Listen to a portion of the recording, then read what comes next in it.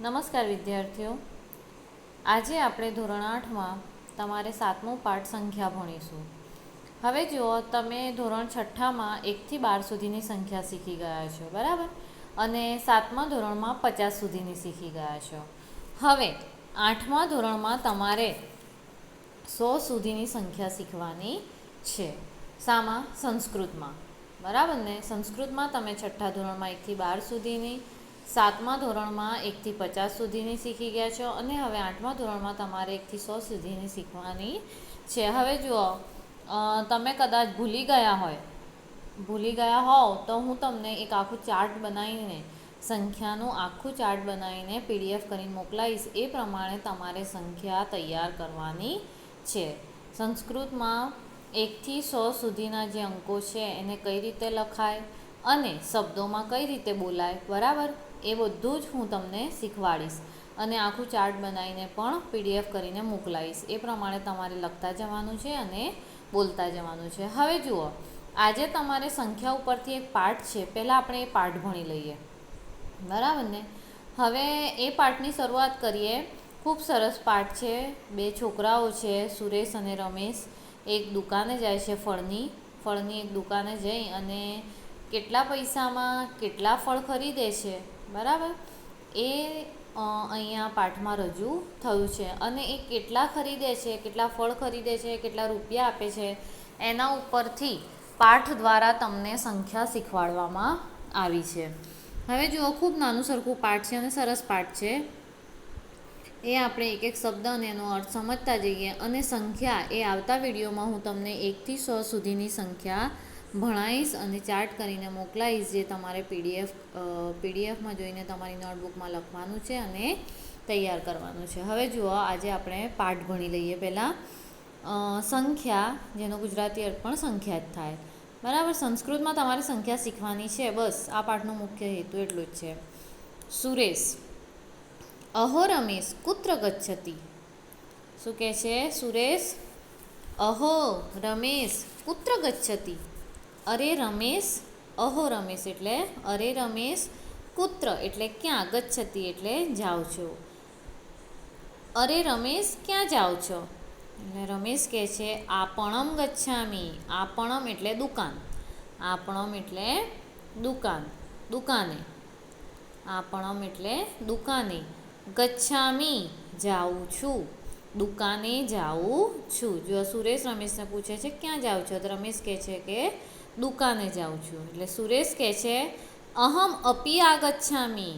અહમ એટલે હું, અપી એટલે પણ, આગચ્છામી એટલે આવું છું, હું પણ આવું છું. એટલે રમેશ શું કહે છે? ભવાન કિમ ક્રેતુમ ઈચ્છતિ. ભવાન એટલે તમે, કિમ એટલે કે શું, ક્રેતુમ એટલે કે ખરીદવા, ઈચ્છતિ એટલે ઈચ્છો છો. તમે શું ખરીદવા ઈચ્છો છો?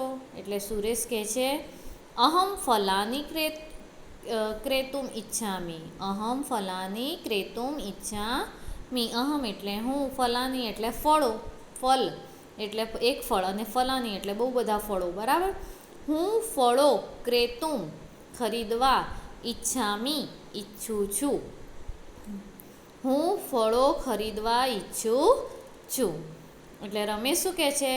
પશ્યત જુઓ, પશ્યત એટલે જુઓ, તત્રેવ ત્યાં જ, ફલ વિપણી અસ્તિ ફળોની દુકાન, ફલ વિપણી એટલે ફળોની દુકાન, અસ્તિ એટલે છે, ત્યાં જ ફળોની દુકાન છે. ચલતું ચાલો. જુઓ, પેલો સુરેશ રમેશને કહે છે કે તમે ક્યાં જાઓ છો, તો રમેશ કહે છે કે હું દુકાને જાઉં છું. એટલે સુરેશે કહ્યું કે હું પણ દુકાને આવું છું. એટલે રમેશે કહ્યું કે તમે શું ખરીદવા ઈચ્છો છો? એટલે સુરેશ કહે છે કે હું ફળો ખરીદવા ઈચ્છું છું. એટલે રમેશ કહે છે કે જુઓ, ત્યાં જ ફળોની દુકાન છે, ચાલો આપણે ત્યાં જઈએ. એટલે આગળ શું થાય છે? સુરેશ: પંચમ્યા વિપણ્યામ પક્વાની ફલાની સંતિ. હવે જો અહીંયાથી સંખ્યા સ્ટાર્ટ થાય છે, બરાબર? પંચમ્યા, પંચમ્યા એટલે પાંચમી, પંચમ્યા એટલે પાંચમી. વિપણ્યામ, વિપણ્યામ એટલે દુકાનમાં. પક્વાની એટલે પાકા. ફલાની એટલે ફળો. સંતિ એટલે છે. પાંચમી દુકાનમાં પાકા ફળો છે. રમેશ: ભદ્ર ભાઈ, આમ્રફલાનામ કિયત મૂલ્યમ?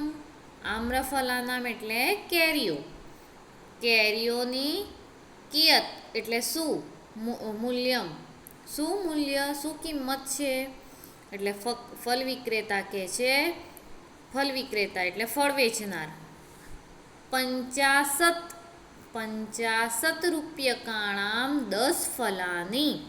50 એટલે 50, 50 એટલે 50 રૂપ્યકાણામ રૂપિયાના 10 ફલાની 10 ફળો. 50 રૂપિયાના 10 ફળો. જો સુરેશ કહે છે કે પાંચમી જે દુકાન છે ને, લાઈનમાં દુકાનો હશે એટલે શું કહે છે સુરેશ કે પાંચમી દુકાનમાં પાકા ફળો છે. એટલે રમેશ કહે છે દુકાને પહોંચી જાય છે અને રમેશ દુકાનવાળાને કહે છે કે કેરીઓની શું કિંમત છે? એટલે ફળ વેચનારો જે છે એ કહે છે કે 50 રૂપિયાના 10 ફળો. બરાબર. એટલે રમેશ શું કહે છે? દ્વાદશ. દ્વાદશ એટલે 12. દ્વા એટલે બેન, 10 એટલે 10. 10 ને 2 12. દ્વાદશ કદલી ફલાનામ. 12 કેળાની. કદલી ફલાનામ એટલે કેળા.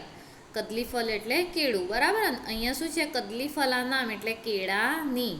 પાછું આગળ રમેશ પૂછે છે કે 12 કેળાની એટલે કિંમત પૂછે છે. 12 કેળાની એટલે ફળ વિક્રેતા, ફળ વેચનાર કહે છે 16 રૂપ્યકાણી.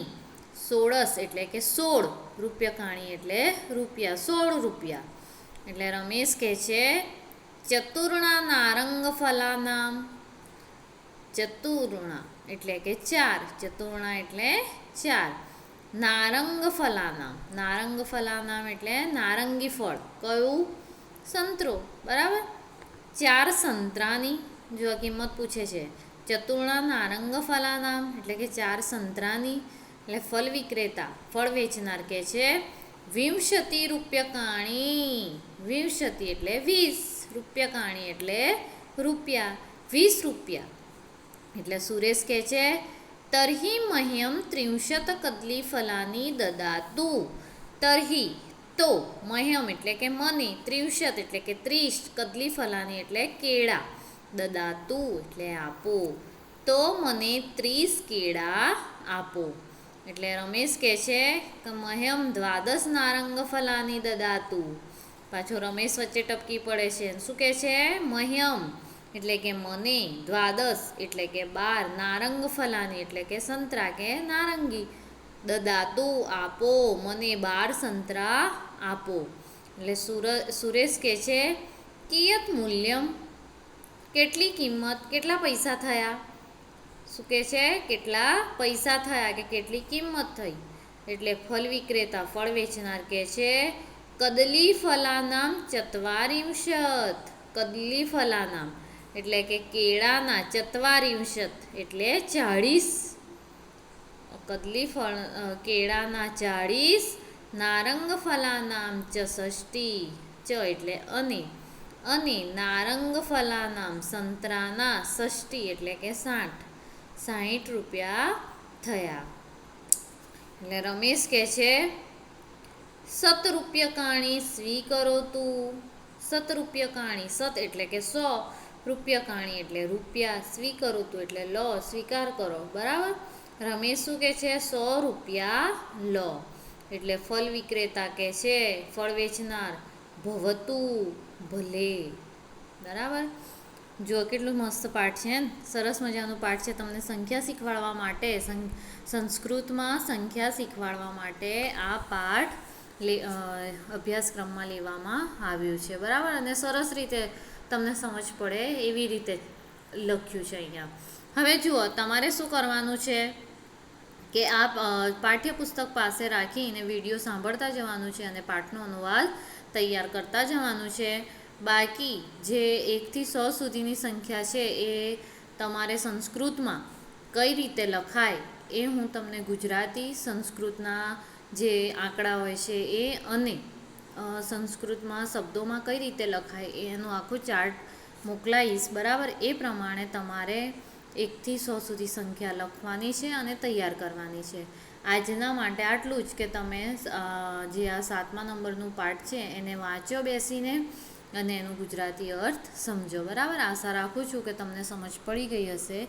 અસ્તુ.